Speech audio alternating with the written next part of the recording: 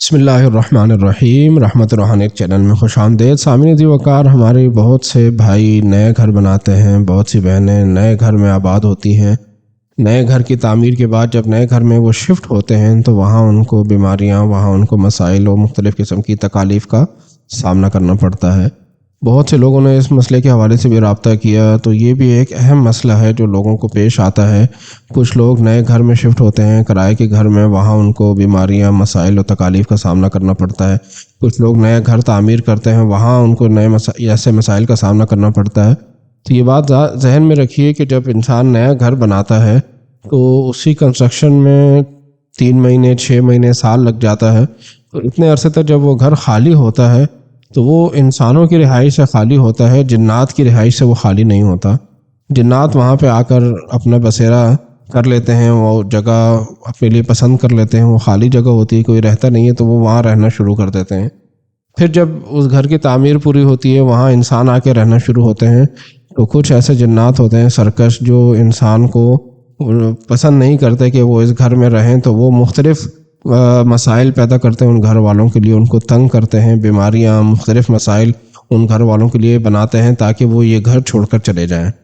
تو کئی دفعہ ایسا دیکھا گیا ہے کہ ان گھروں میں جو بیماریاں، جو آپس میں بے اتفاقیاں، جو لڑائی جھگڑے یا مختلف مسائل ان کو پیش آ رہے تھے، تو وہ اس گھر میں رہنے والے جنات کی طرف سے تھے۔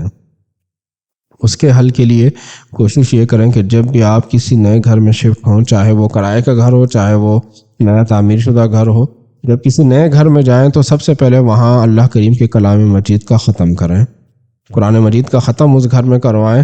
اگر اس گھر میں سرکش شیاطین جنات آئے ہوں گے، غیر مسلم غلط جنات وہاں آ کے بسیرا کر چکے ہوں گے، تو اللہ کریم کے کلام کی برکت سے، قرآن مجید کے نور کی برکت سے وہ جنات چھوڑ کر چلے جائیں گے۔ وہ گھر آپ کا صاف ہو جائے گا، وہاں آپ صاف ستھرے گھر میں رہیں گے اور خراب جنات، شیاطین جنات وہاں سے جا چکے ہوں گے۔ اور اگر آپ اس گھر میں آ چکے ہیں، اس کے بعد آپ کو اس بات کا پتہ چلا کہ یہاں ختم نہیں ہوا، یہاں ختم کروانا چاہیے تھا، تو بعد میں بھی آپ قرآن مجید کا ختم کروا سکتے ہیں۔ اس کے ساتھ ساتھ اگر قرآن مجید کا ختم آپ باہر کسی سے نہیں کروا سکتے تو خود قرآن مجید کی تلاوت اس گھر میں شروع کرتے ہیں۔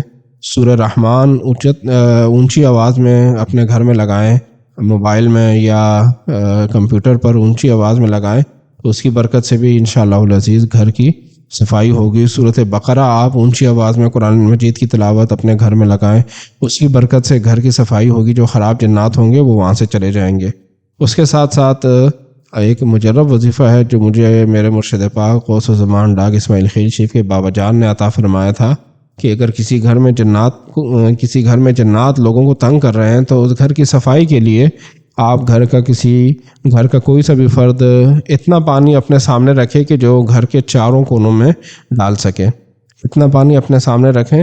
یہ وظیفہ صرف ایک بار پڑھنا ہے، روزانہ پڑھنے کا وظیفہ نہیں ہے، باقی وظائف روزانہ پڑھنے ہوتے ہیں۔ یہ وظیفہ صرف ایک بار پڑھنا ہے کہ اپنے سامنے اتنا پانی رکھیں کہ جتنا پانی آپ چاروں کونوں میں ڈال سکیں۔ وہ پانی سامنے رکھ کر آپ نے 70 بار آیت الکرسی پڑھنی ہے ایک ہی نشست میں۔ ایک دفعہ بیٹھ جائیں، ایک ہی نشست میں 70 بار آیت الکرسی پڑھیں اور گھر کے چاروں کونوں میں تھوڑا تھوڑا پانی ڈال دیں۔ انشاءاللہ العزیز اللہ کریم کے کلام کی برکت سے، اس وظیفے کی برکت سے وہ گھر سرکش اور خراب جنات سے پاک و صاف ہو جائے گا، گھر خالی ہو جائے گا۔ آپ کا گھر انشاءاللہ العزیز جو خراب جنات وہاں بسیرا کر چکے تھے وہ وہاں سے چلے جائیں گے، آپ کا گھر صاف ستھرا ہو جائے گا۔